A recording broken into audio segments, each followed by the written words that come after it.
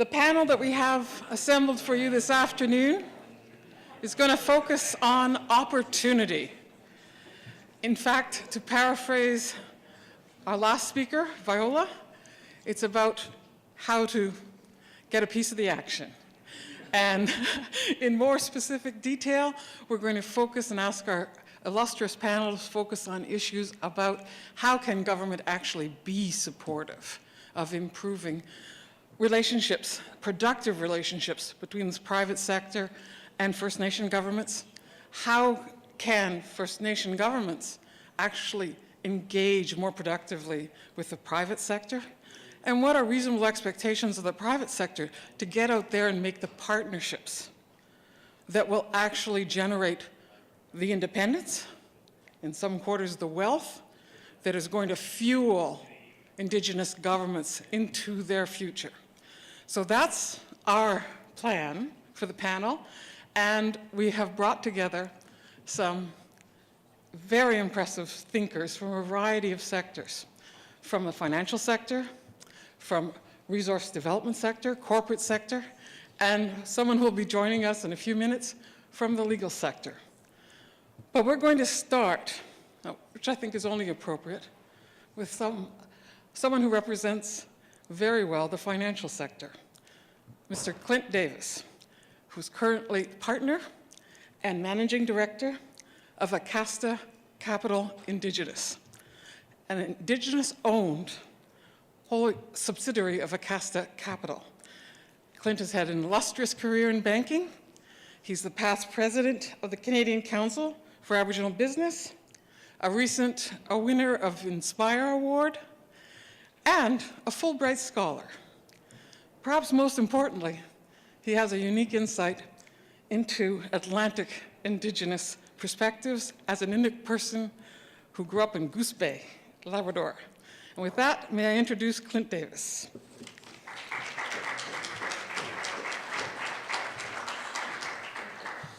Thank you very much. It's an honor to be here in Mi'kmaq territory once again. I spent a lot of time in Nova Scotia. I'm a graduate of Acadia University and Dal Law School as well, so I know the province relatively well, and it's always fun to get back here, even though it's raining and so on, but that's fine.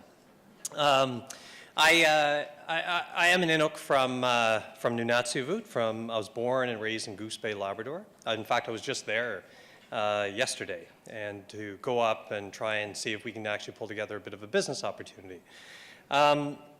Nunatsiavut is relatively unique. We were the last Inuit land claim to be settled in Canada. We were settled in 2005 for about 15,000 square kilometers of land. We had about 250 million over 15 years as the compensation component of our land claim agreement. And we had a constitution-protected self-government agreement. And so we're one of 19 self-government agreements in the country. And as Viola actually rightly articulated, I do subscribe to your position on a third order of government. Because what's fascinating is when the legislation, and Scott knows this very well, when the federal legislation came into effect and actually gave life to our land claim agreement in 2005, overnight a third order of government was created in the province of Newfoundland and Labrador. And in fact, it's amazing because when you see some of our partners or our expected partners being with the provincial government, they don't fully appreciate kind of the magnitude of that particular agreement. And I think some of it is, to be quite honest, because of where we're from. We're up north, right? So the majority of the population for the province is on the island, so we're up north. So we're neither seen nor heard. People kind of go, okay, do your stuff up there, get your agreement, that's fine, it's done. And it astounded us because we had a problem around one of our businesses whereby we were a long-standing government service provider for marine services, and we actually lost the contract. And in fact, what people forgot and didn't see was that we had a provision in our economic development provisions of our agreement, which stated that if you're providing a service, if the provincial government is providing a service, and the majority of that service is in our territory, if there is a qualified Inuit business, you must give that contract to the Inuit business. We were the incumbent. We were delivering that service for 5 years, and we lost the contract. When we had discussions with provincial officials to tell them about the land claim. We actually heard from senior officials saying, well, the land claim is a framework. They said, the land claim is a framework to help to organize yourselves. So we said, framework. It's a constitutional document. It's a living constitution. You can't change this. No one in St. John's, Newfoundland can fundamentally and unilaterally change this document. It's a constitutional document. So it gave us a lot of indication that a lot of education is required with provincial partners, federal partners, and business partners. I'm really lucky to be the chair of Nunatsiavut Group of Companies. We're the economic arm of Nunatsiavut government. When we started around 7 years ago, the entity itself has been around for about 30 years. But we actually did a lot of work. I was appointed 7 years ago along with my current colleagues. And we did a lot to really start to transform it. Initially, it was set up as a nonprofit entity, which is kind of ironic because it was an economic development arm of the government, and it was set up as a nonprofit. So it did a lot of job creation stuff, and unfortunately lost a lot of money. So we wanted to come in with a profit-oriented base. But what we wanted to do, though, was to almost make it as profit with purpose. Our sole shareholders are our community members. And so while we were there and we would actually do the due diligence and the analysis to determine what would be appropriate and what's an investable opportunity for our companies, we still kind of go through the due diligence, probably not as sophisticated as some of the other entities, but it's pretty good. We actually go through the due diligence and we deploy our capital as appropriate. But we always have to take into account whether or not there's going to be impact on our people, our culture, the environment. Is there an impact upon our constitution-protected land claim agreement? So we have to consider that. And what's fascinating is that over the last 7 years, we grew from a company of 6 million up to about 50 million today. I think we still got to work on our profitability. Unfortunately, we've had some challenges. And Newfoundland, as many of you know, is considered, I think it was recently referred to as the basket case of economics across the country now. It's actually having a significant challenge, so we're being impacted by that as well, too. But it's been something that actually has been a source of pride for our people, and it's been a remarkable generator for wealth for our communities and job creation for our own people. At our height, we are involved in a number of different activities, anywhere from construction to real estate, to owning an airline, marine. We own a helicopter company. If anyone ever needs a helicopter company, please give me a call. We have 19 helicopters. We're the only Indigenous group that actually owns a helicopter company. If you need a helicopter company, just give me a call. So we offer all of those services. And at the height of our business activity, which as you can imagine happens in the summers because we're very seasonal work, we're actually at about 400 to 500 employees, of which 50% are Inuit. So it is a real wonderful engine for activity. I wanted to paint that picture for you because we recently had a board meeting as well. And it was really funny because the question for today is, what can government do to help facilitate sort of relationships and so on with the private sector? I actually think the private sector in many respects is doing a pretty decent job. All you got to do is actually look at the natural resource sector, particularly when you're looking at mining, particularly when you're looking at oil and gas, when you're looking at renewables. Those are some of the major employers, but not only employers, providers of procurement and contract opportunities to Indigenous business across the country. It's huge, billions of dollars being spent. And so it was really funny because the federal cabinet's actually meeting in our province in St. John's this next week. And so we, as a board, said, well, if they're meeting there, and we got our own new guy that's going in, Seamus O'Regan, he's a brand new minister and so on, and he grew up in Goose Bay, I went to school with him. So we said, well, we should probably go and meet them and tell our story and all this sort of stuff. And the funniest thing, which I think is great, and I'm sure Chief Paul kind of goes through this as well, we're like, geez, we didn't know who to meet, because we're like, we don't really do anything with the federal government. Like, honestly, we were kind of going, well, I guess we can meet with the Minister of Defense because we have a base, but we don't do anything with the base. We have a lot of customers in terms of the provincial government. I guess we can meet Seamus and say hi, but I don't know what else you could, like, we were talking about this, and it was kind of, in some respects, it was actually pretty good. In some respects, it was good because we weren't relying on the federal government, right? I mean, I guess we could probably use them a little bit. But we weren't relying on the federal government. And it's funny because I met with somebody, some senior officials recently, and I was with some other development corporations. And you know, we talked about what the federal government could do, and I'll get into it in a second.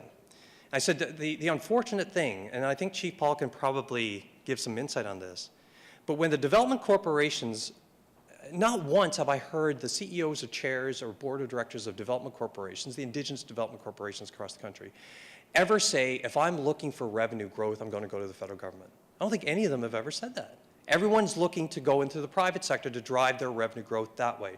No one goes, who's the source, who is a good source of revenue for us in terms of capitalism? Is it the federal government?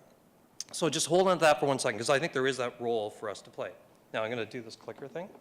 So I'm only going to speak for a few minutes, but what I wanted to start with is to say, okay, where are we today? Yeah, there are a lot of obstacles, there are a lot of challenges and so on, but quite frankly, Indigenous business, Indigenous communities have engaged in a remarkable amount of success over the last number of years. So this is a graph that came from a study that was done with the CCAB in partnership with TD Economics. As was stated earlier, I was the CEO for the Canadian Council for Aboriginal Business. One thing and I hope some of you have seen this in the room. If you haven't, please Google TD Economics and Aboriginal, and you'll actually come up with the study. One thing that we wanted to do at CCAB, because I've worked with banks in the past, and people would ask, how big is this Aboriginal market, right? And this was about 10 years ago, and everyone was kind of getting a little bit of the feel that, there's something that's actually bubbling here. So the question was, well, how big is this market? No one could ever say it's X amount of money. No one could ever do it. So what we want to do at CCAB is to say, well, let's see if we can determine the size of the Indigenous market, the actual the spend of the Indigenous economy here in the country. So what CCAB did was they actually did some research around Indigenous development corporations and the growth of those corporations. And then TD Economics actually garnered some of the information that you see from StatsCan and so on, looking at the census data from 2011 and looking at the buying power of Indigenous people, businesses, and Indigenous communities. And from the communities, they actually didn't even take into account the $13 or $14 billion that we hear about on a regular basis, which is federal and some provincial funding going to these communities and these governments, because for the most part, the majority of that money is already earmarked. It's already to provide province-like responsibilities to your own citizens. So most communities would probably have about 2 to 3% of discretionary funding. And what was determined, there were a lot of estimates, because the problem with this is that there was no central repository of data and information on Indigenous economic activity. You can get a lot of it on the challenges that our communities are facing, but no one could actually have a look, and no one was pulling together what we were doing to contribute to the economy right now in real time. And so TD Economics was able to pull this information, make the necessary estimates, and what it determined for 2011 was that the size of the Indigenous economy was $24 billion per year. So that didn't even take into account the land claim settlements that I just talked about for my own community, the $250 million over 15 years. That's the steady churn that was happening from gainfully employed Indigenous individuals, as well as Indigenous small business and economic development corporations, and just discretionary funding of Indigenous governments. The growth from this economy, so 2000, and these are sort of forecasts. This, unfortunately, is very, very dated information. My understanding is that TD Economics is actually going to put out a new report once the Aboriginal People Survey comes out from 2015, right? So I think it's coming out sometime in the fall. They're going to put out an updated report. They did do an interim report a couple of years ago, and because of the slowdown in the natural resources sector, they determined that the economy for the Indigenous economy for 2016 is about $30 billion. So when you actually look at how much Indigenous communities receive from government and how much we're actually contributing to the economy, we are net contributors right now in real time. We're never a drain on the Canadian taxpayer. We're not a drain on Canadian society. This is what we're doing. And some of that's driven by the fact that our people are highly entrepreneurial. They're actually becoming better educated. They're younger. Who's driving this in terms of the individual? Aboriginal women. There was a report put out by TD. You think I still work for TD? I'm referring to TD on multiple times. So there was a report that was put out by TD Economics, which actually looked at the driving forces of the Indigenous economy. It actually determined that Indigenous women were the biggest contributors to the individual spending patterns of Indigenous people. They were better educated. I'm married to Indigenous women, so it doesn't shock me, obviously. They're better educated. They actually have better jobs. They have more stable jobs, and they have higher levels of income. Pretty interesting, pretty insightful. The other thing, the drivers of this economy, which is exactly what you want, is business.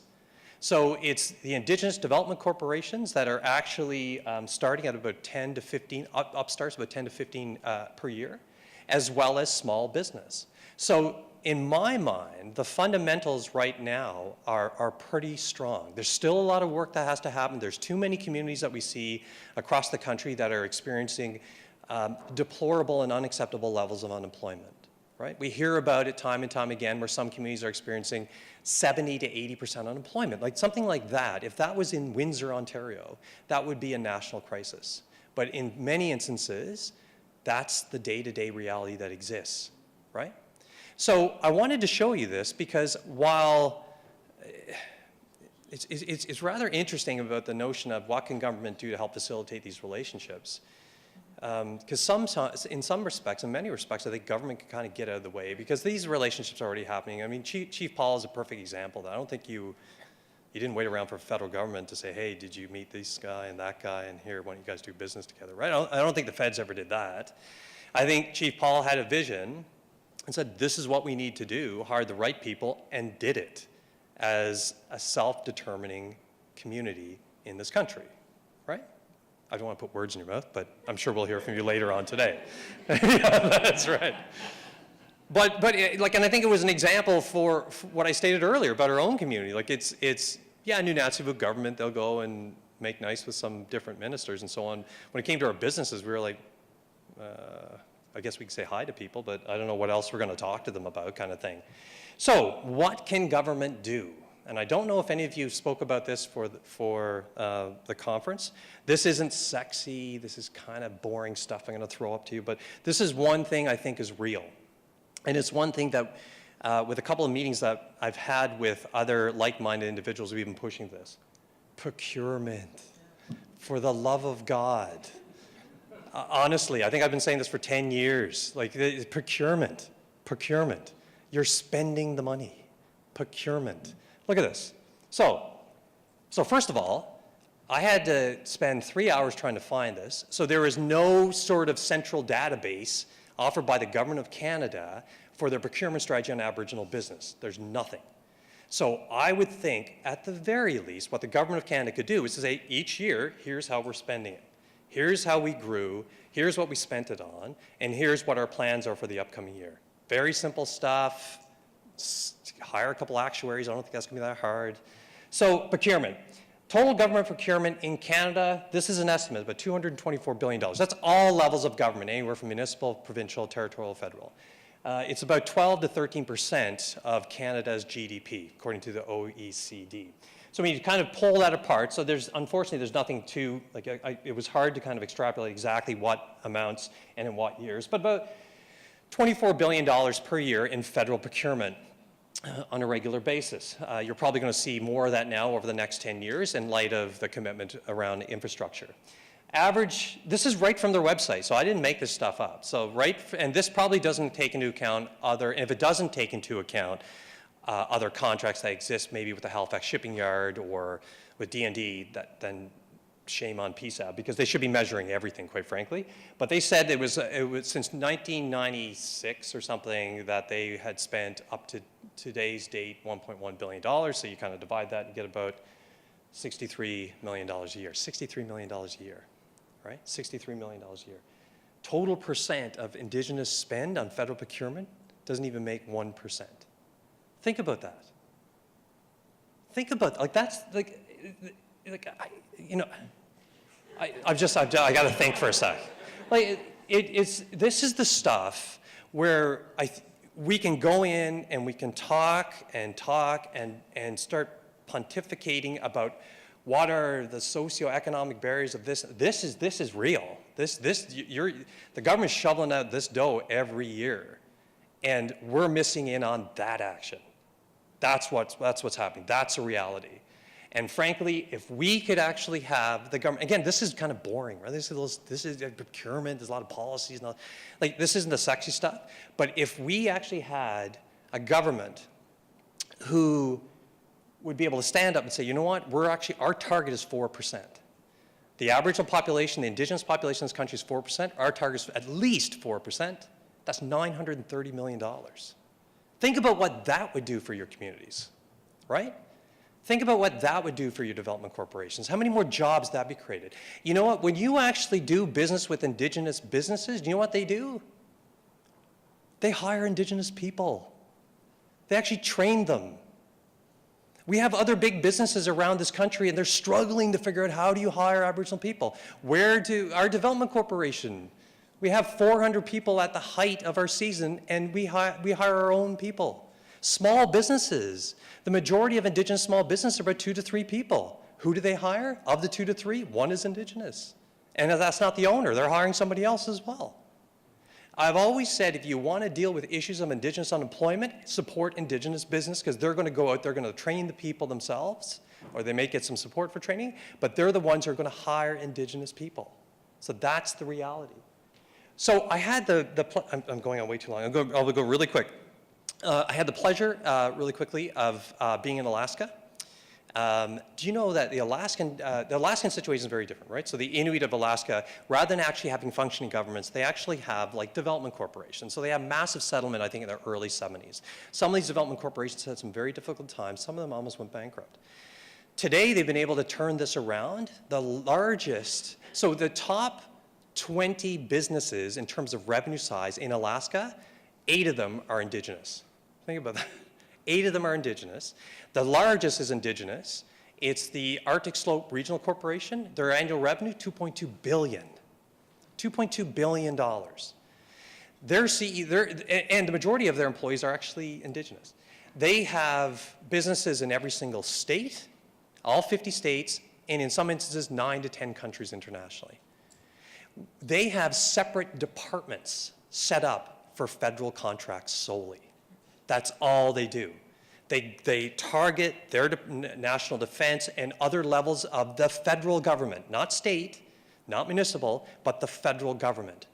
And the federal government contracting that existed in the United States have transformed these development corporations. So it's huge.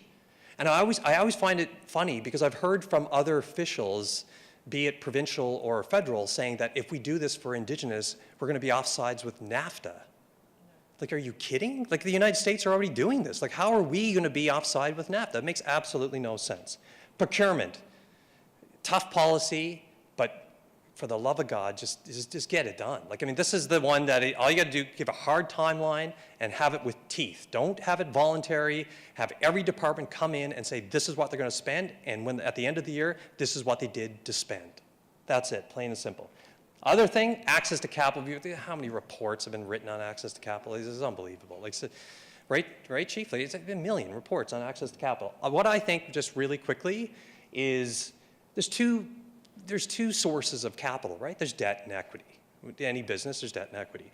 Every single First Nation, Inuit community, virtually every single Métis organization, they have a banking relationship. You got to open up a bank account. Every single one of them would have a banking relationship. Whether or not they actually have debt from their bank is another thing. But right now, I think for the most part, the larger, and I came from one of them, the larger institutions actually kind of understand term loans and so on with Indigenous groups. So you have that. There are some communities that have that access, or most communities have access to traditional bank financing.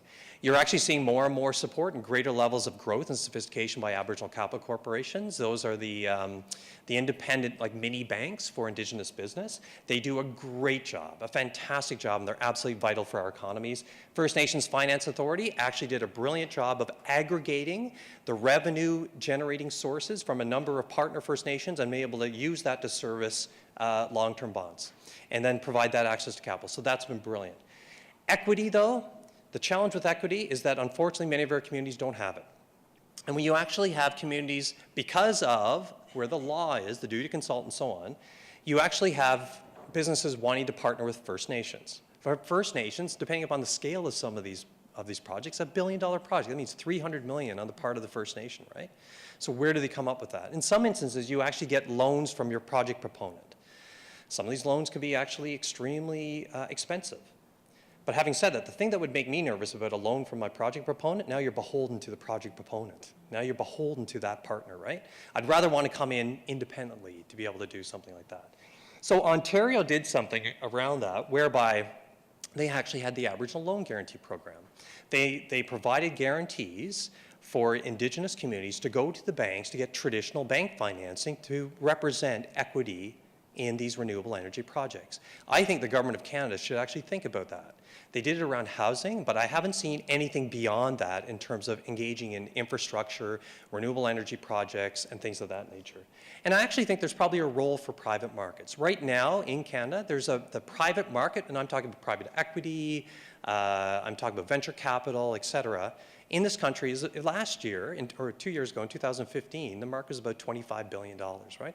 So that's about 400 to 500 transactions. My guess is none of them were First Nations. That's probably a decent guess.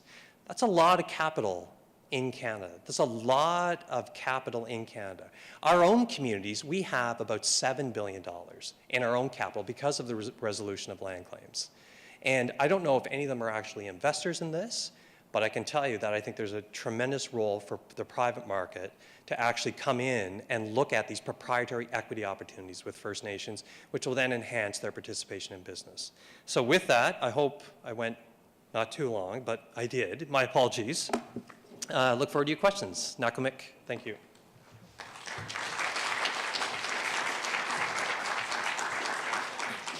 Thanks, Clint. For some reason, I think I know what you would say to ministers, but that's just a guess on my part. Our next speaker is Naomi Metallic from Liscouche First Nation, and now an associate professor of law here in Dalhousie. She holds the Chancellor's Chair in Aboriginal Law and Policy. She came from private practice recently to the university, and in, I guess, her youth, she clerked at the Supreme Court of Canada. So please join me in welcoming Naomi Metallic.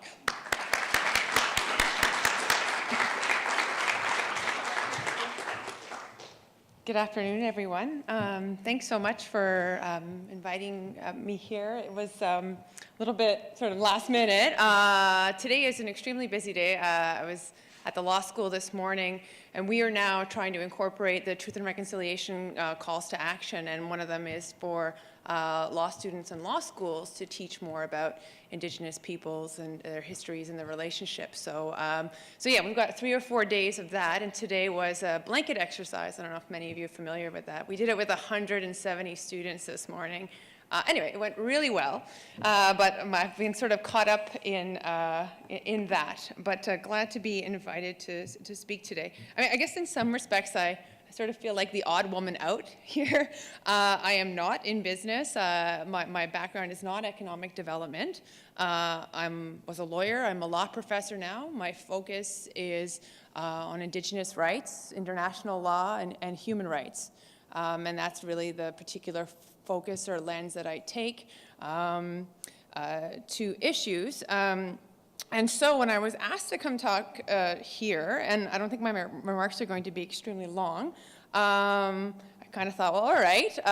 So I looked up the definitions that the IOG has provided for ECDEV, economic development, but this is wealth creation. And as I understand it, you can correct me if I'm wrong, Marion, but you know, the definition of that is to create healthy, inclusive, safe, and sustainable communities made up of increasingly healthier, educated, and employed individuals grounded in their culture and traditions. That's right, right? Okay, did a good job at that? All right.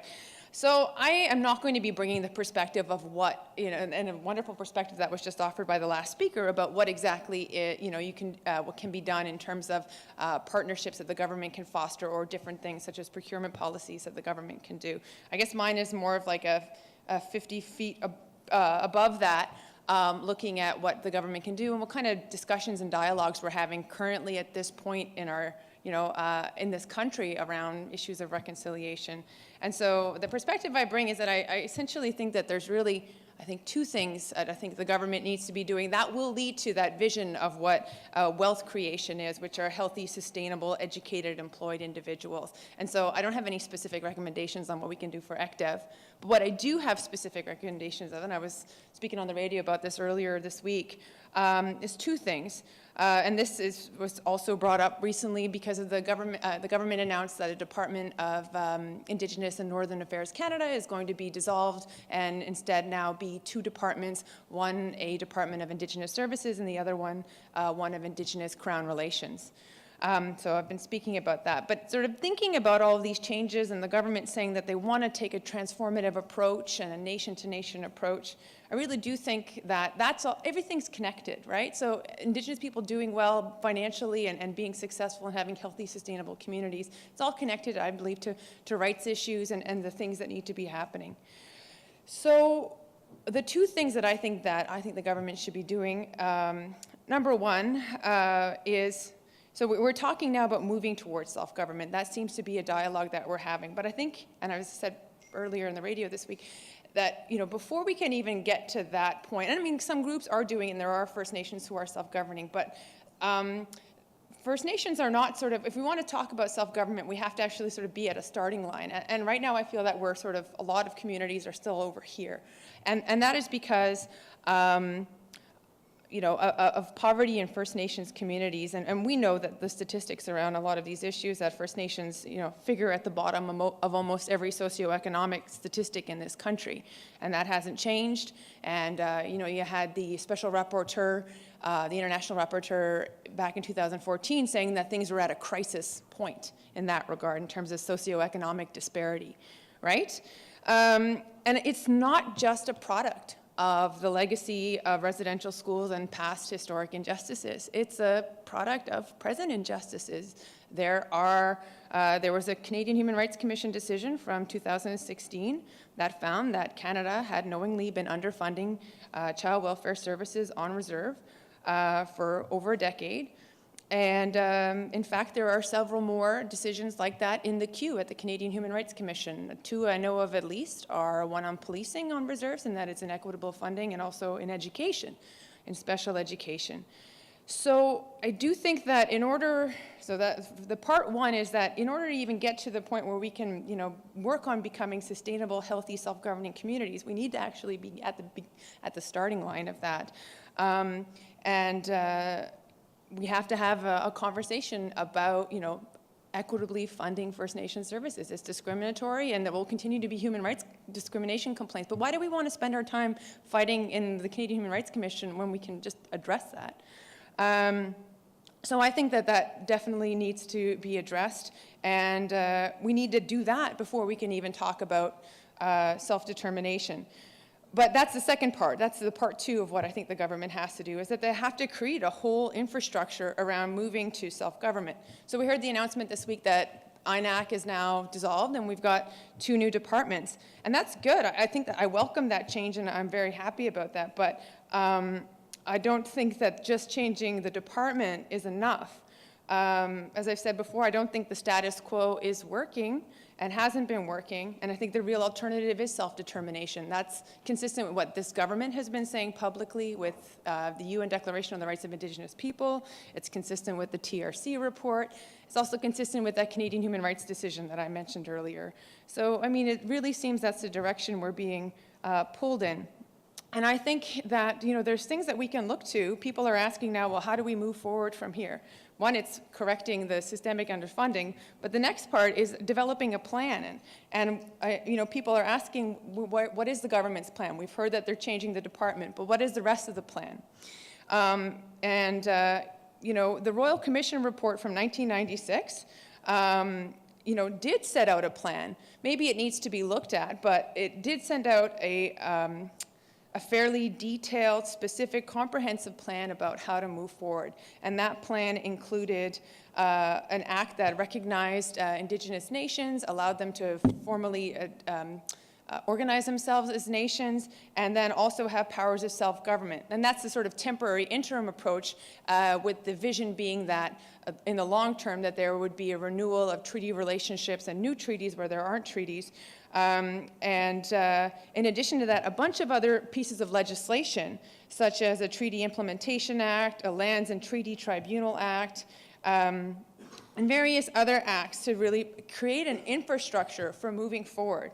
Beyond that sort of legislative infrastructure, they also said that there needs to be provincial, federal, First Nations, or Indigenous meetings to sort of set up a framework agreement about how to be moving forward on that treaty relationship, as well as reviewing the fiscal relationship. And that's a huge one about how self-government would be fiscally recognized.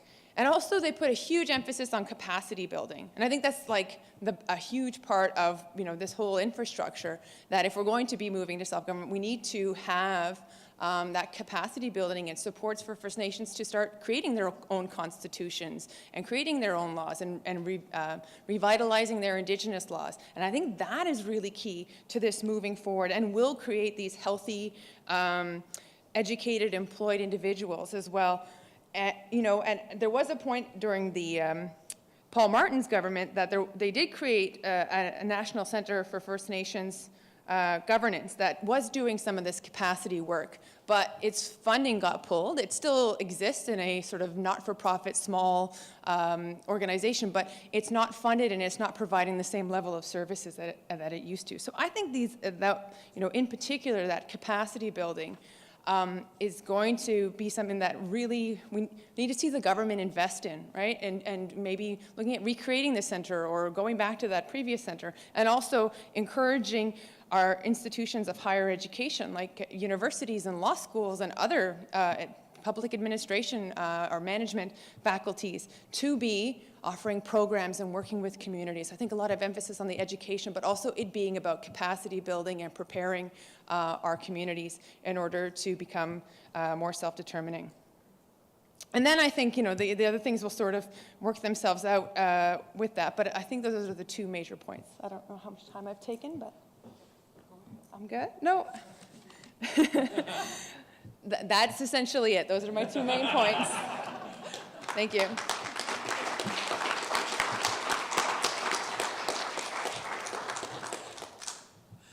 Thank you, Naomi. I think we can all concede that the importance of this panel here together is we're bringing different perspectives, and your vantage point is essential to this equation. And I have to apologize on her behalf. Professor Metallic will have to get back to her class, so she won't be able to stay. Okay. And we just were very, very happy that she was able to accept our invitation for the time she could give us.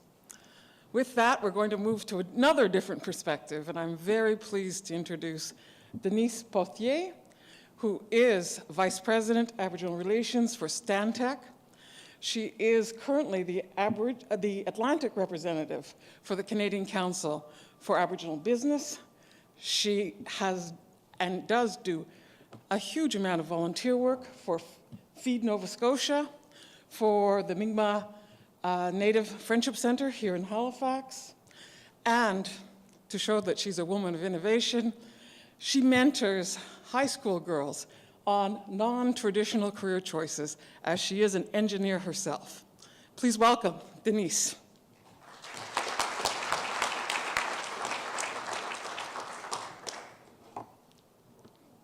Thank you. We're marveling at your memory, everything you're remembering about us. Hopefully it's the last thing to go. So green is forward? Green is forward, great. Thank you very much. For those of you who have traveled here to be with us today, welcome to Jabuktuk. We normally say that September is the best time of year to come visit us, but this day is somewhat betraying us. But thank you for being here. And I grew up in rural Nova Scotia. I have a French-Acadian Mi'kmaq background, grew up in Yarmouth County, but I've been in Halifax now for longer than I was at home, so this feels like home now. I'm a vice president with Stantec Consulting. I have two roles, one of which is a global role. I oversee the quality, health, safety, and environment sustainability systems for the entire company on a global footprint. And from a Canadian perspective, and it is quite a recent appointment, Vice President of Aboriginal Relations, which interestingly is turning into a global role as well, because our operations in Australia, New Zealand, Latin America, and in the US are very interested in what we're doing here, and we're seeing where we can leverage those global best practices. But the focus of my discussion today will be on the work that is being done by the Canadian Council of Aboriginal Business. I think it's one that Clint and I could probably co-present, and so that's no pressure here. I'm sure you could do this presentation in sleep. I have been recently appointed to their board of directors, and so very happy to be here and share the good work that they are doing. So to give you some historical context, the CCAB has been around for over 30 years now, created by Murray Koffler. It is a member-based organization. It has truly become Canada's premier business forum for progressive Aboriginal relations, and I will speak to that framework. We have a number of events. We have one that we're hosting later on in Vancouver, where we will be celebrating our companies that have reached progressive Aboriginal relations status, and I'll speak a little bit to those programs in a bit. And these events are really powerful in bringing what I'm going to refer to as corporate Canada and Aboriginal businesses together in a networking forum, and where we can strengthen those relationships that we have and build new relationships. There are currently over 540 members, and nearly 70% of them are Aboriginal-owned businesses. The CCAB is nonpartisan. It receives no core government funding and is entirely supported through corporate sponsors, events, and membership. And quite simply, the mission is to foster sustainable business relations between First Nations, Inuit Métis people, and businesses in Canada. And in terms of shared values here, and I think this is important to the foundation for the discussion here today, we are looking at revenue generation, employment, human resources, that capacity building and technology transfer, so that we have that rich resource pool, employee pool to pull from the Indigenous communities. We are looking at relationship contracts, joint ventures, and to that end, Stantec has had for nearly 2 decades now a number of Aboriginal partnerships, and those come and go. We currently have 7, primarily in the north, 1 in Labrador and several in Alberta as well. And those have been wonderful opportunities to return revenue back into the Indigenous communities. And again, just looking at that certainty, that security that we would have in terms of revenue generation and security for our communities, and protection of the environment and culture through corporate social responsibility. And I will focus on the research that CCAB has done, a number of cutting-edge reports, part of which is supported by the research that Clint shared with us earlier as well. So I'll highlight some research that's been done and how it informs decision-making and policy here. And this work is really evidence-based so that we can make those informed opinions and, informed policies and practices that are information-based, factually based, as opposed to opinion-based. So the one survey I will focus on, it was done in 2010 and repeated in 2015, and it involved telephone surveys with just over 1,000 First Nations on and off reserve, Inuit Métis, and business owners across Canada. So it gives us some good historical context to see how we were doing in 2010, 2015, and hopefully this research will be repeated again. And it certainly showed there is a positive news story. There are some challenges, and I will speak to those, but it is a good news story. And there is a real desire to have Aboriginal entrepreneurs to innovate, to expand, profit from their businesses. But there are unique challenges faced by these entities. So we'll just walk through a little bit of the research, what the research showed us, and I'll be echoing a lot of the themes that we've already been hearing here today. just in terms of what do these businesses look like, and I realize the font is really small here, so I'm anticipating that these will be made available to you. Just looking at the gender representation, the age distribution demographic, on versus off reserve organizations, and the unique challenges that are being faced by the various companies. Another, what I'm going to call a positive or a good news story here is that the Aboriginal business companies have continued to grow their business in all sectors, including private, and on all levels of government. And the geographic profile of the companies remains primarily unchanged since 2010, mostly locally focused businesses, but there is a significant enough minority. Almost 20% of the companies do work internationally, and that means outside of the US or Canada. So I think that that's a real positive and something that we need to keep in mind.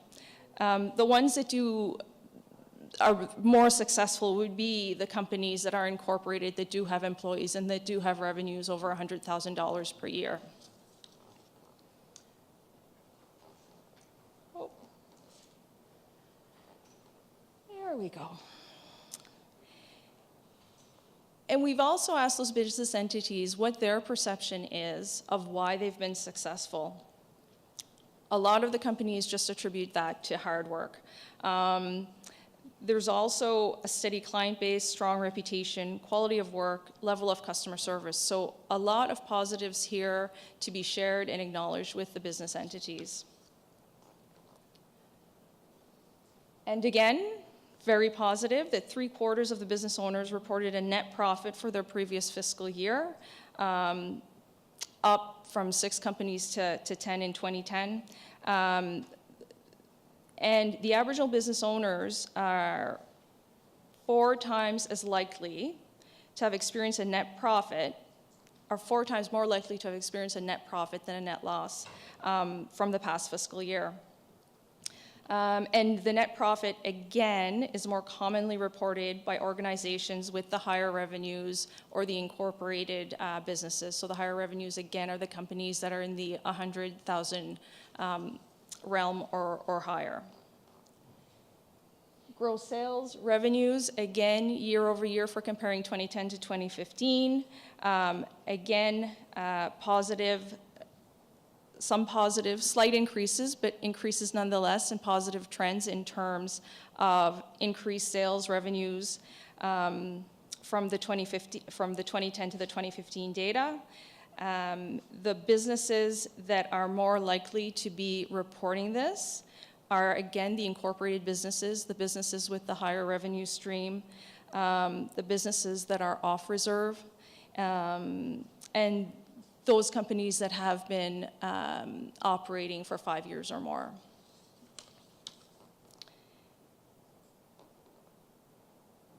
And again, another positive here where over 70% of the respondents were saying that they were very likely or somewhat likely to still be in business in the next 5 years. So when we repeat this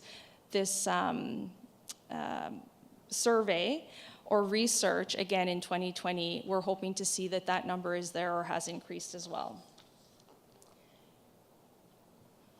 So to get to the labor, the issues that are faced by the Aboriginal companies, labor force issues is one of the ones that is cited as an obstacle. So again, speaking to the education of Aboriginal people so that we have that rich resource base that we can pull from to employ the Aboriginal people.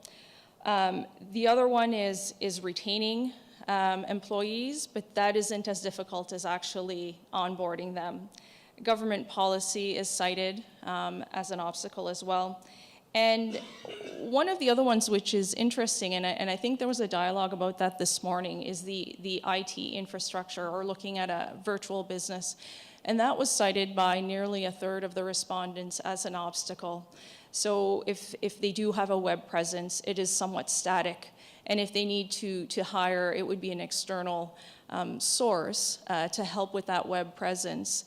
And often that comes at a great cost. And in addition to the government policy, access to financing and funding as well, which we heard Clint speak to.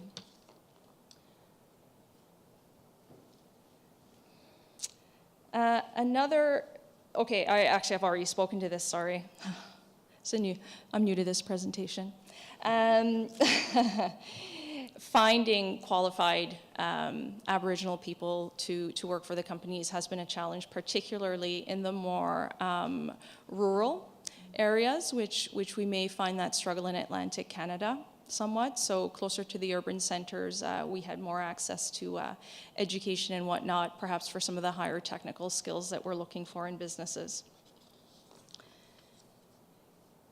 And accessing funding, a lot of what we heard back in the narrative around that was there wasn't this one-stop shop, that the websites aren't all the information in one spot, difficulty in navigating that, difficulty even in filling out the forms, having that right information. So I think there's a real opportunity here for some mentoring to happen with Corporate Canada, and just to be helping these perhaps newer business entities to navigate that whole funding landscape. And also just meeting the qualifications for the funding as well has been a little bit of a challenge. So to echo the comments earlier around the government procurement. We also did, CCAB also did surveys with the actives, primarily the actives in Ontario. There were 68 actives identified representing 100 communities and more than 2,100 Aboriginal people. So a very significant portion of the Aboriginal landscape. And then just looking at what their experiences have been, what do they need in terms of support? And a lot of the same sentiments that were shared by Aboriginal businesses were shared with the actives. And what we're looking for there, and I think we heard from Ms. Robinson earlier about the blanket policy, and what they're saying is certainly the one-size-fits-all approach doesn't work. But there is a consistent pattern where we can mitigate the risk for these entities or these companies and help them position them for success. And it is about governance, engaging the chiefs and council, political leadership, and having that broad community engagement to make sure, and we heard a lot about the ground-up approach, so to make sure that the community is heard and it is engaged in that process. And again, to look at where we can partner with public or private entities.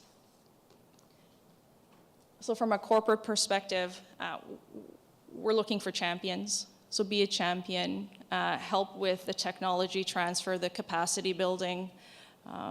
Again, at Stantec, we have a number of scholarships that are focused on Indigenous youth. We participate in the Inspire Awards and do presentations there, and we offer a number of opportunities where classrooms can come into our offices, or we go to the classroom and showcase the work that we do to try and spark that interest in the youth, so that we can build, again, that rich resource network that we need to help support the Aboriginal business.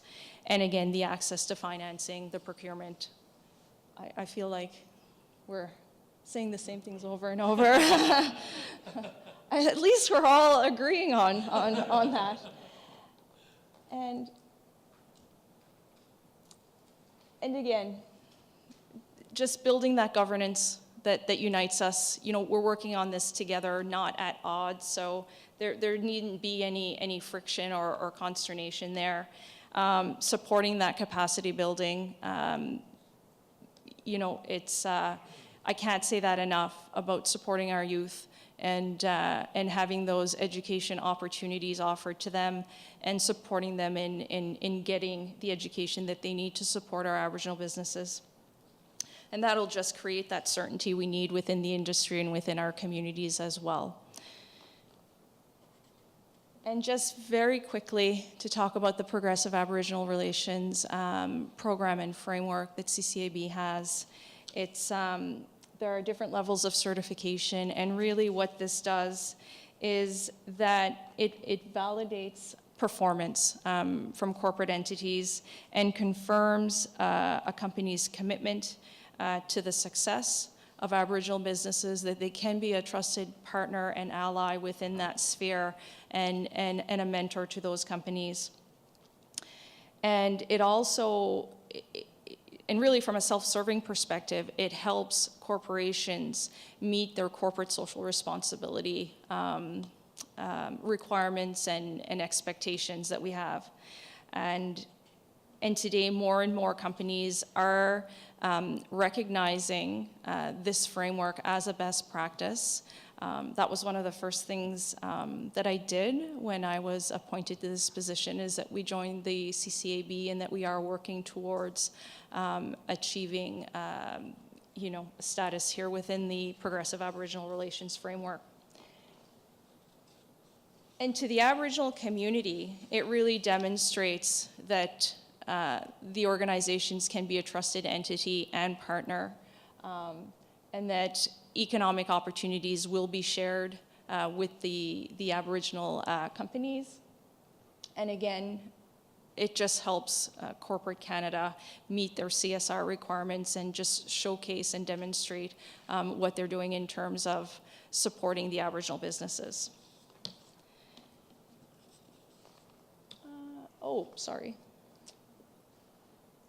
And there's also a certified Aboriginal business program as well. And again, this is my understanding, and Clint, hopefully you'll be nodding when I say this, it is the largest repository of Aboriginal-owned businesses. So this is a listing that CCAB maintains. There are requirements to become certified to this. And in essence, there just needs to be demonstration that this is indeed an Aboriginal-owned company, over 50%, 51% ownership, and any business that wants to become registered here just needs to fill in a simple questionnaire and answer a few questions about the actual business entity. And lastly, I know I've gone over my 10 minutes, but I've been known to talk a mile a minute. And I know I'm speaking to a room of like-minded people, and that our hearts and minds have already been captured here, but just to think about the opportunities that lie for all Canadians, acknowledging our history, respecting our history, and creating those mutual, respectful relationships. So there is a positive story here. There are challenges, but nothing that can't be overcome. So I think together we'll be able to achieve the prosperity that we all aspire for. Voilà, and merci.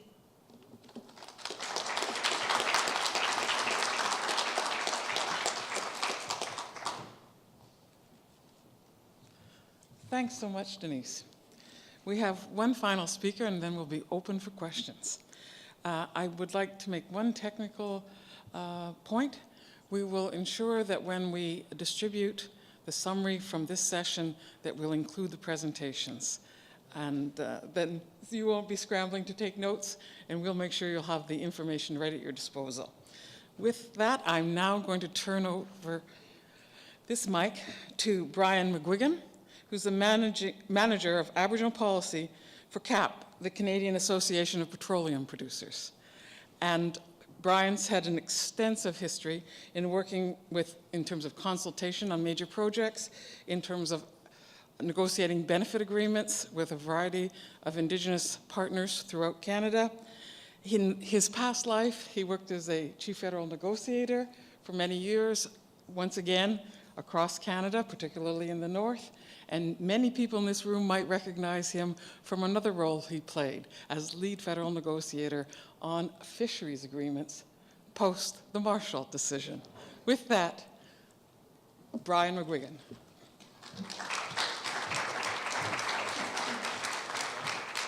But don't blame me about the fisheries agreements. I had a mandate, I had to follow it. I wanted to start just by saying thank you for the warm welcome to Mi'kmaq territory, and it is great to be back in Mi'kmaq territory and back in Nova Scotia.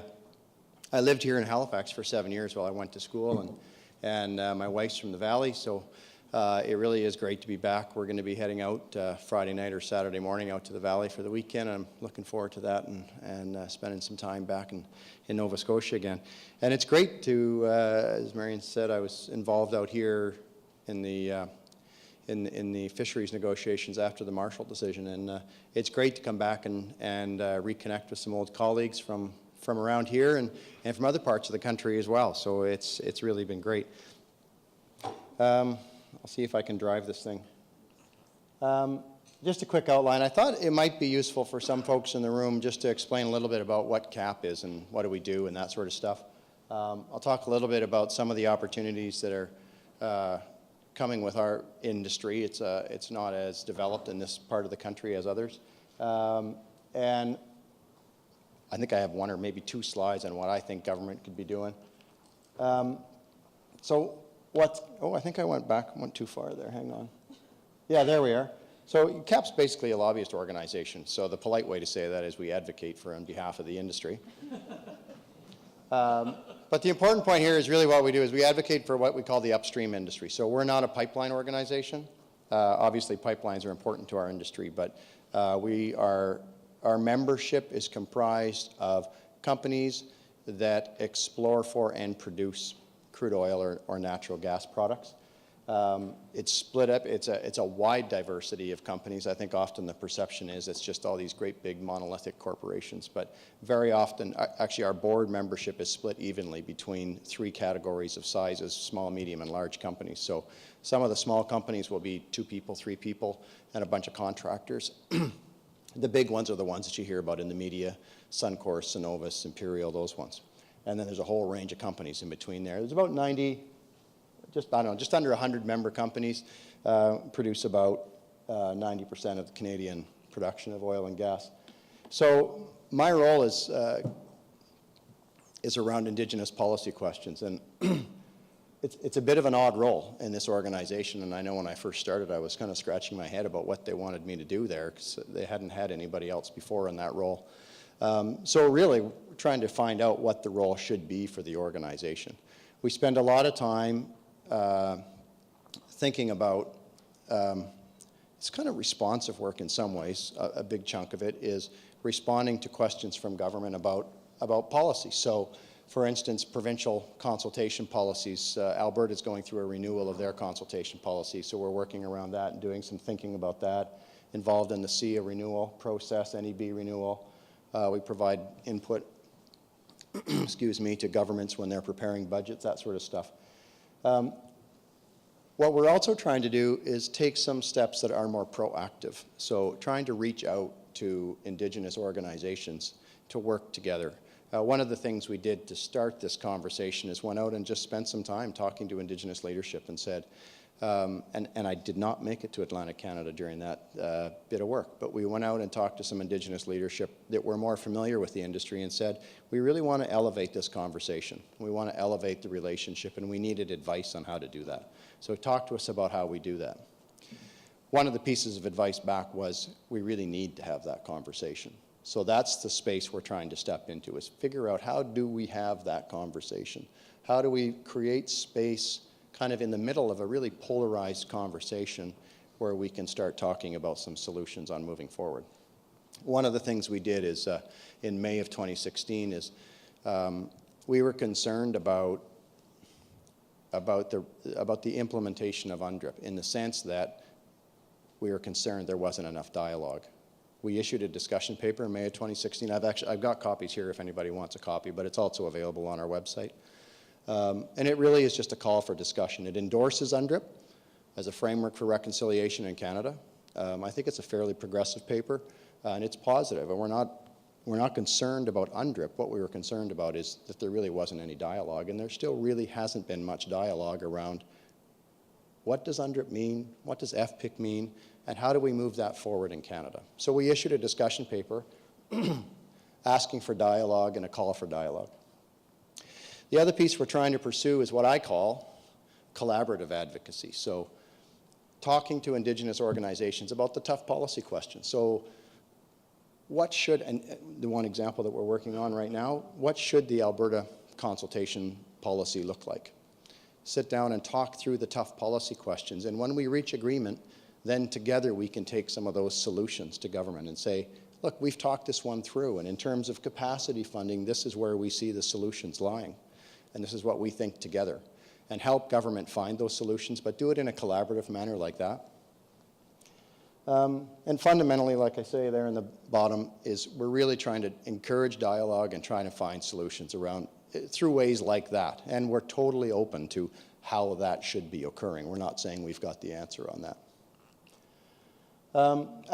I put this slide in because I thought, a lot of people, the industries adopt their own language. They talk among themselves a lot, and they develop their own language about the issues that they see. And one of the ones is competitiveness. And for the oil and gas industry, you hear a lot about competitiveness. And I thought I'd just throw in a quick slide here. I won't spend much time on this, but I thought I'd throw this in just to kind of help people understand some of the context. So Canada competes against other jurisdictions. You hear that all the time in the media. We compete against other jurisdictions. But what does that really mean?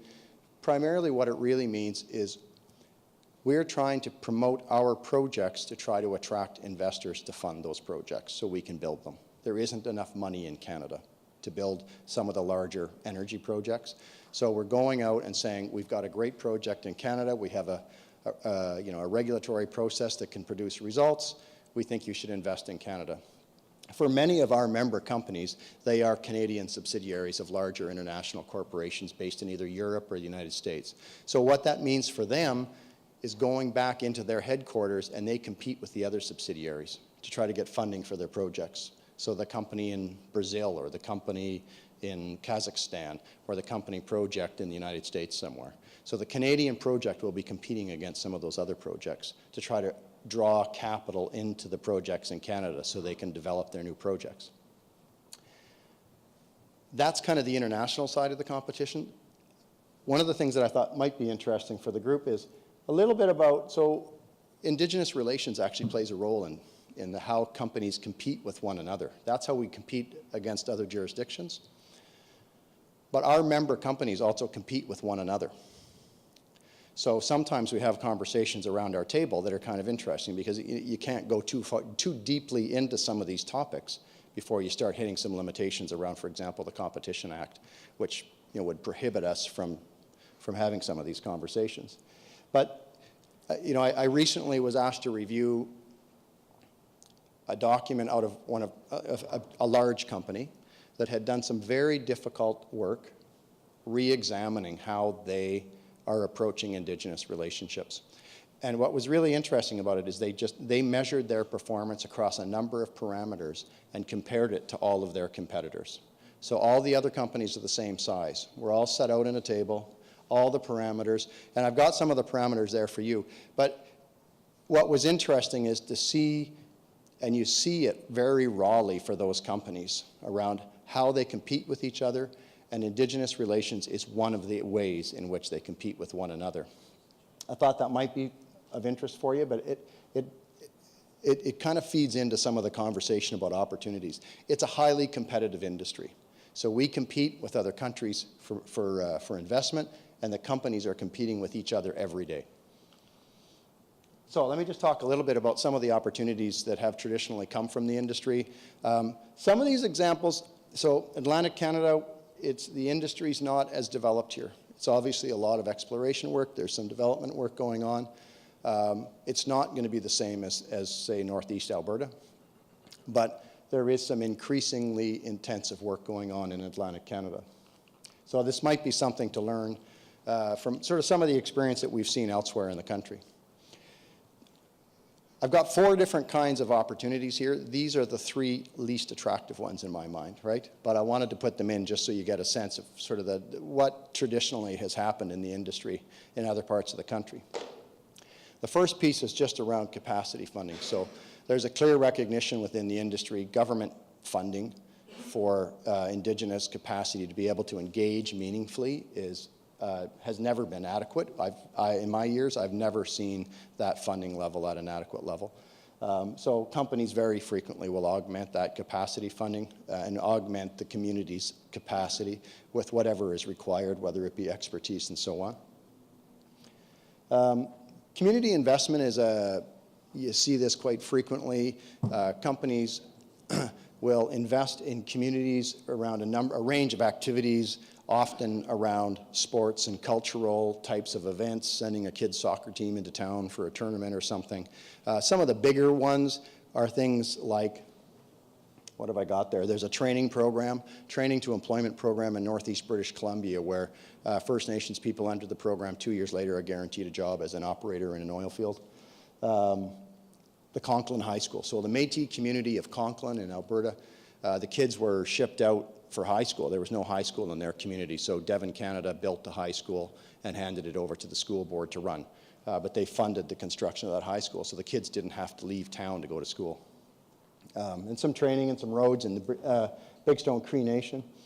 So employment numbers starts to get a little bit more significant. And I don't have really hard numbers, and I got to apologize for some of the data I've gotten here. It's a couple of years old. I wish that this conference was next month, because by next month I'll have significantly more recent data. We're in the process of collecting it right now. But what we've got is about 6% of the Canadian oil and gas industry self-identify themselves as Indigenous people. So that's roughly, I think, double kind of the national average about employment in different industries. So it's not great, it's not perfect, but it's going in a good direction around employment. So that's people working for the industry directly as direct employees of member companies. The area where I think the strongest opportunities are is around, and actually it's funny that we're all talking about the same things. It was procurement, and I call it business opportunities, but it's obviously some kind of ownership of a business or equity participation in a business. This is important, and I describe these as the most important ones for a number of reasons.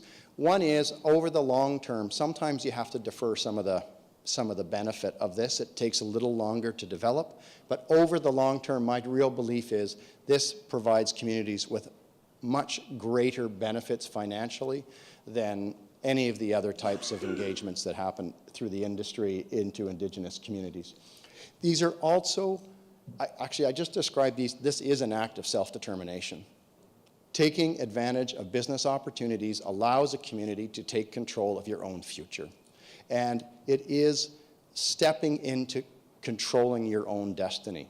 And it's not depending on anyone else. So it is, I think that's in and of itself very important as an act of self-determination. But we see communities that engage with our industry being able to make decisions for themselves about their own future and offering programs to their people and supporting their community in ways that they could never do before. Building an elder care center, sending kids to post-secondary education, paving roads, building homes, all that kind of stuff, identifying their own priorities and using the revenue that they've generated through their businesses to fund those things. So a couple of bullets there about procurement, and this is where this is some of the data that I have to apologize for because it's a couple of years old, and it's only the oil sands operators. So this does not include any of the conventional operations outside of the oil sands area, Northeast British Columbia, the rest of Alberta, Saskatchewan, or the Atlantic offshore. But for 2013 and 2014, the direct procurement from oil and gas companies in the oil sands was $3.98 billion. Over 2 years. So that's roughly just under $2 billion per year for the oil sands operators. 300 companies involved in that procurement, representing about 54 different communities from around Alberta. It's a significant engagement, but a lot of those companies are a wide range of different sizes of companies and different kinds of businesses: construction, grading businesses, equipment servicing, camps and catering, security services, all kinds of things. The numbers are significant, and I acknowledge and I have to recognize these are around an area of pretty intense development. So it's not as relevant when you leave that area of intense development, but it gives you a sense of sort of where the procurement numbers can go. Business ownership is also just a few examples here around what business ownership looks like. So besides those companies that benefited or took advantage of procurement opportunities, there's companies that have been developed with member companies, CAP member companies. So for example, 20 Petro-Canada gas stations owned by First Nations across Canada. The Adelaide Wind Power project, a 40-megawatt project in Ontario, Omnijon First Nation holds a 25% interest in that project. It's being developed by Suncor. I have a couple of Suncor examples here. The East Tank Farm is sort of the deal that caused a real buzz, at least in Western Canada. Do you know what a tank farm is? A tank farm is these giant tanks where they store petroleum products. I never thought of those as a business, but apparently it's an infrastructure business. And so they charge producers a certain amount to store their oil and gas products in these tanks and then ship them out when there's space in the pipeline for them to move. It's a very reliable source of revenue, and it can be reliable for a long term, and it's steady over multiple years. The East Tank Farm, the total project value is roughly $500 million. So the Mikisew Cree First Nation and Fort Mackay First Nation are owning a 49% interest in that East Tank Farm project. That investment by those two First Nations was financed through the private bond market. So you were talking about private financing. This was entirely through the private bond market. There is no government support in this deal at all. Actually, government was never involved in that agreement. What's significant about that one is it does show that deal took years to put together. And it was a conversation that started in a different place. The conversation started with different reasons. The three parties, came to the table for different reasons than where they ended up being. But at the end of the day, what the First Nations were looking for was a stable source of revenue that they knew would be there for the long term. And that's what that kind of an arrangement was able to provide them with. So what can governments do? And you know what? There's not going to be a ton of new messages here, but right? But there's value in that. There's value. But actually, I will add one new message. So one of the things that, and I think that for our member companies, I've been in a few meetings over the last little while with federal ministers. That first message about taking tangible action on reconciliation is a message that comes up over and over. So I've been on both sides of that table, represented First Nations before I joined CAP.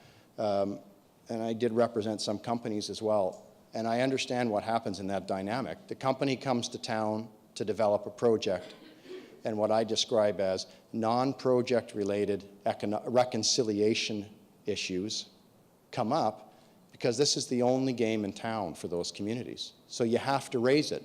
And from the community perspective, you raise it often with the intention of trying to send a message to government, right? So, and it might be a broad issue, it might be, say, cumulative effects, or it might be the fact that roads haven't been paved in the community for 50 years, or whatever the issue is, it gets raised at the project table with a hope that it sends a message to government.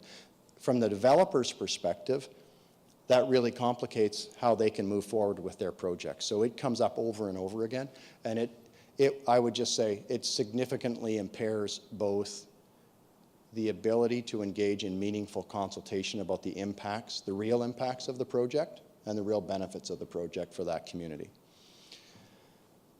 Access to capital.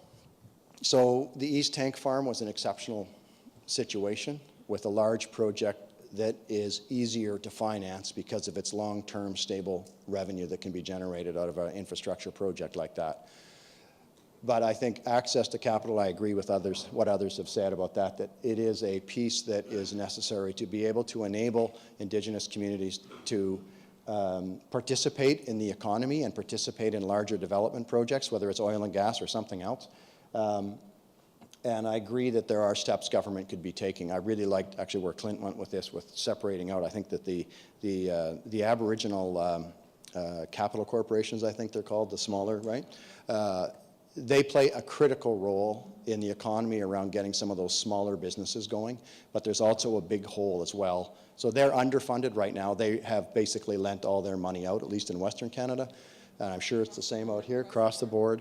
And then the other piece that's missing is for larger projects about enabling communities to be able to access. Bob Nault, when he was minister, there was actually a program that he was able to access to ensure communities could purchase equity in projects or businesses quickly and efficiently, and I thought it was a really effective program. A number of First Nations I know were able to purchase oil drilling rigs through that program, and many of those, that started them on a path toward prosperity. And I have a few points in there around the consultation process, but I actually numbered those in terms of priority from my perspective, right? So reconciliation, most important; access to capital, second most important; and the third was some tweaks around the consultation process. One of the challenges that we're finding is, I already mentioned about capacity funding, so I won't even talk about that. Predictable and reliable decision-making in the consultation process. So one of the challenges we have, not just in Atlantic Canada, but for the Atlantic offshore, it's happening out west as well, is with SIA decision-making around identifying who needs to be consulted. There's always two conversations going on around a project, the kind of the formal consultation regulatory processes, if you will, and then the business conversations. One of the experiences has been recently is inconsistent decisions from SIA. And then you have, so for instance, 5 communities identified at the beginning of the regulatory process, and then once you get deeper into it, a year later or 12 months later or 14 months later, they'll identify another 35 communities. Now you're starting from scratch all over again. You've already dealt with the other communities on the business relationships piece, and now you've just had a huge load dumped in your lap, and the perception of the communities is those companies are coming in late. Well, why didn't you talk to us at the beginning? Well, we didn't think we needed, this kind of a conversation. And the conversation starts off on a terrible note. And you're in recovery mode from both sides, right? It's a terrible way to start a conversation rather than saying up front, this is where the consultation needs to occur. So that's been a challenge. So that last slide was my views on where federal and provincial governments need to go. And I thought, well, I wanted to speak a little bit about Indigenous government, and I didn't want to be prescriptive either. I'm not in the place to be saying this is what you need to be doing.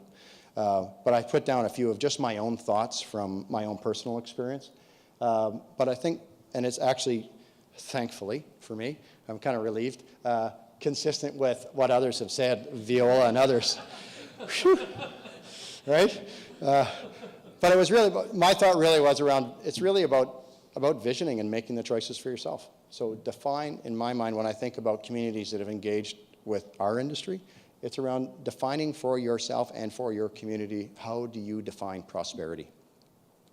So for some communities, it'll have a bigger economic component. For others, it might mean not a mainstream economy. It might be focused around traditional economies of hunting, fishing, and other activities, right? And finding the right balance for your community. Inevitably, there's some balance in there between those two things, but I think every community has to decide that for themselves. And then you can start planning forward. And then it also gives you the strength and the confidence for engaging with companies when they come knocking on your door with a new idea and a new project. And that's it. So this will be distributed. I put my email on this last slide, so feel free to email me if we don't get a chance to talk. I'll be sticking around, though, for the afternoon. Thanks.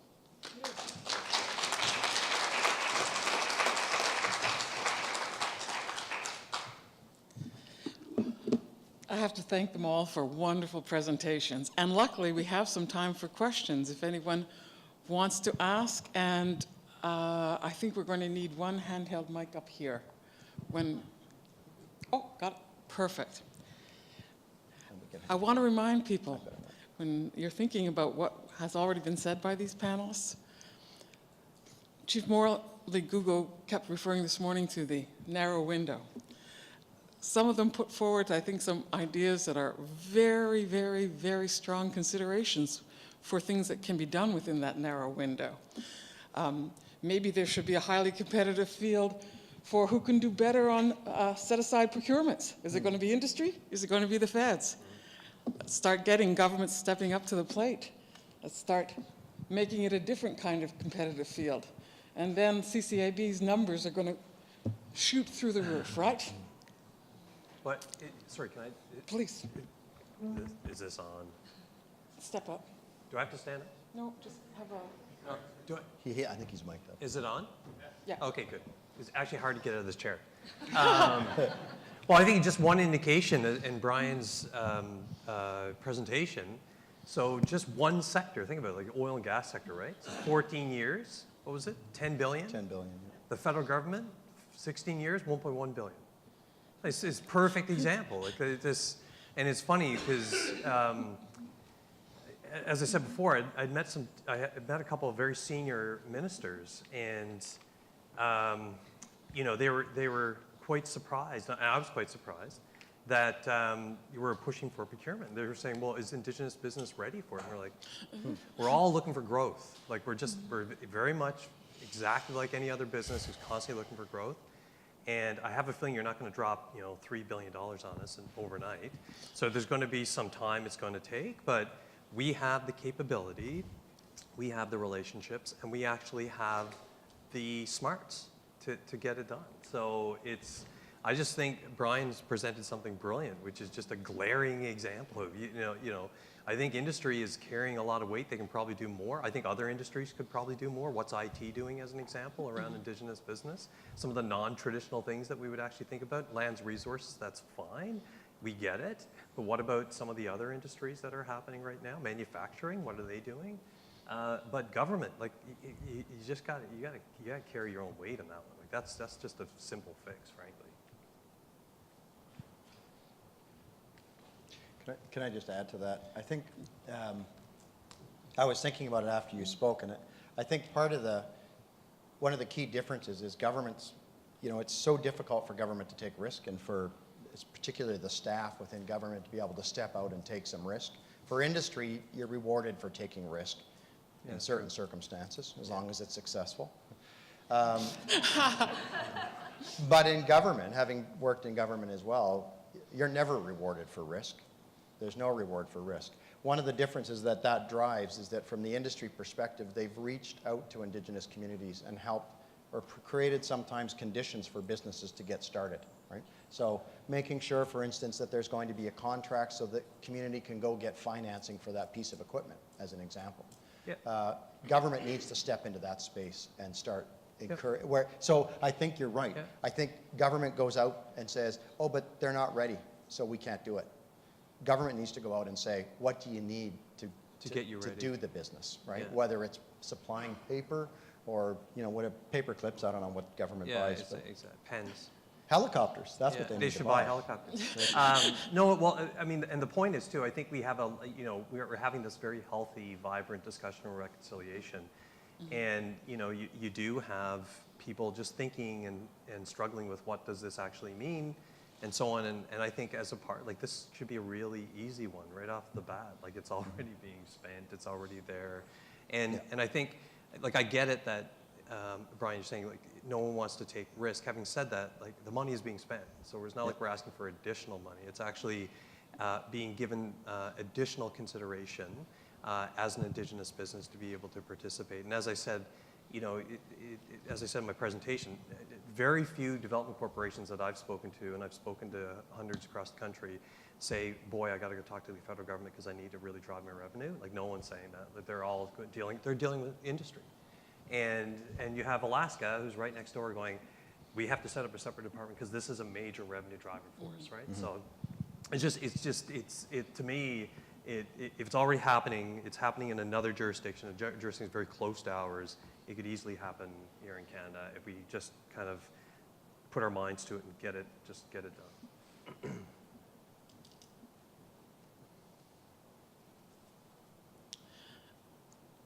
I want to just take one moment, though, to reassure Professor Metallic that her points were directly on point. Mm-hmm. Because business can only thrive when the community and the governance of the community thrives.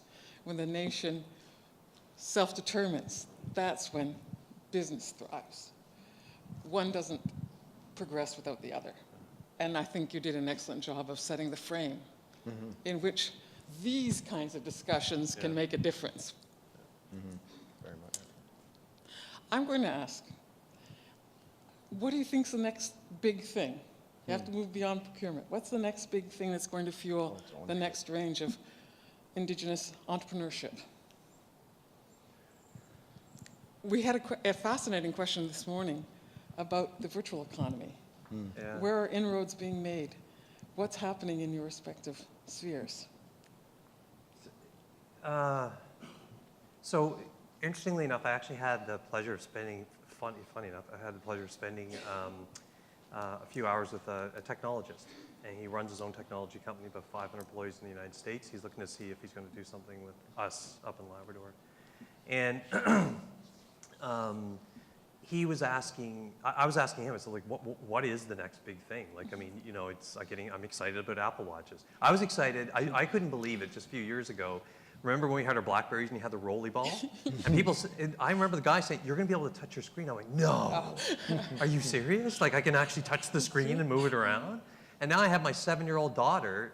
This is the honest God truth. She said to me, and this was about a month ago, Daddy, when I'm old enough to drive, will I be able to drive?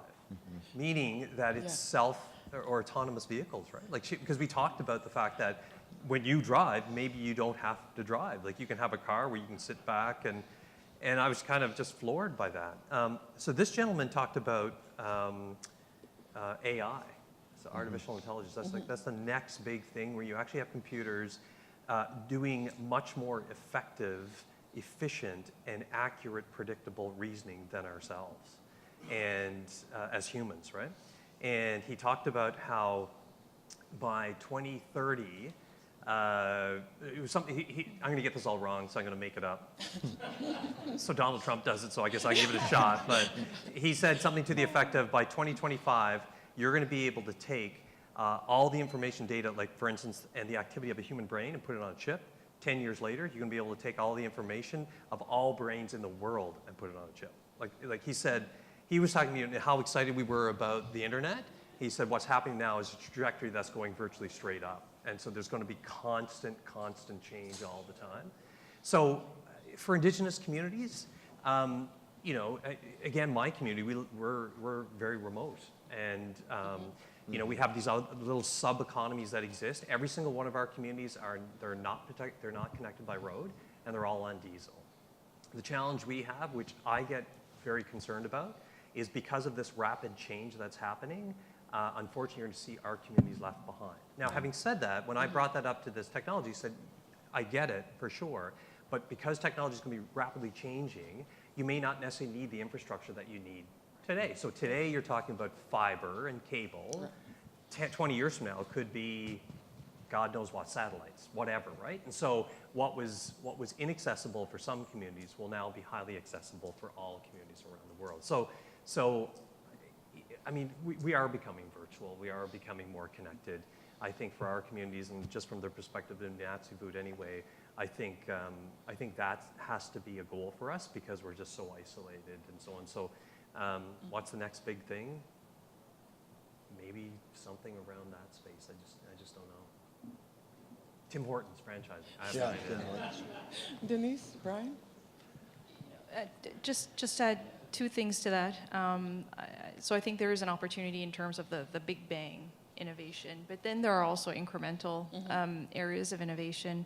And for example, we have taken traditional engineering frameworks, tried, tested, and true, and we have made them better using traditional knowledge. So to increase the resiliency of infrastructure and communities, and if that is lost and we can't put that knowledge on a chip in 20 years for the rest of the world, like we can't lose that. So there are those incremental things that can happen and that cannot happen without Indigenous communities. And the other thing around the whole IT sphere is the notion of informed consent. And if it's a completely new and unknown and perhaps not understood concept, then we have to be very careful when we proceed in that sphere with prior and informed consent. So I don't have an answer to that, but it's just a consideration based on the discussions that I've been having with my friends in IT. I'll make a quick comment. And actually, I'll tie it to Naomi's comments, is that I think that this pace of change means that the kinds of things that you were talking about are actually more important. And there should be a greater sense of urgency around that kind of governance infrastructure that you spoke of. that is what will enable communities to be able to manage the pace of change in their communities better than anything else. And that's the best kind of ground to till in my mind, is that governance capacity. And all of these issues are going to be constantly coming at us day in and day out. Maybe the pace will speed up a little bit, but what we really need is that governance capacity to enable good decision making, right?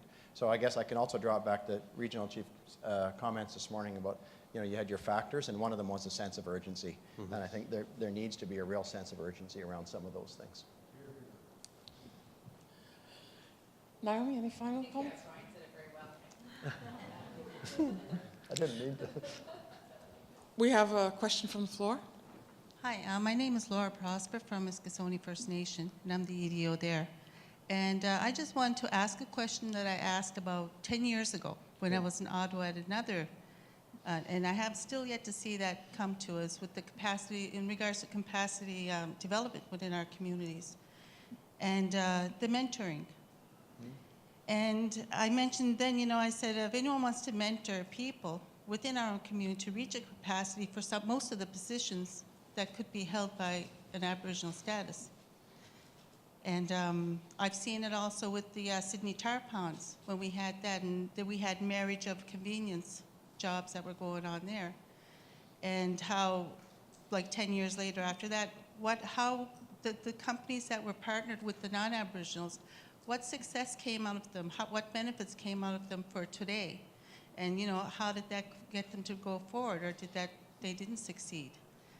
So that's just my little comment there is on mentoring and how we could spread that through the whole area. Mm-hmm.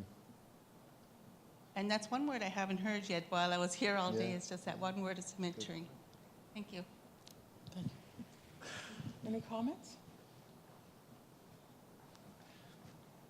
It's a good, I think you're right, and I think it's important, and I think it's something that I don't see in our industry very much, but I think it has happened a little bit, but I think it's probably could play a bigger role for sure. It helps people understand, in terms of the economic piece of it, that can help entrepreneurs develop understanding of how to be a good entrepreneur. Does it happen much, Brian? I know of a couple of examples where it's happened, but it does not happen very much. And part of the challenge with mentoring is it needs the right people to step forward as mentors, because you don't want just anybody coming forward, right? Yeah. But it is such a, it's such a vital part of the process, though. Like in just sort of, I always tell the funny story.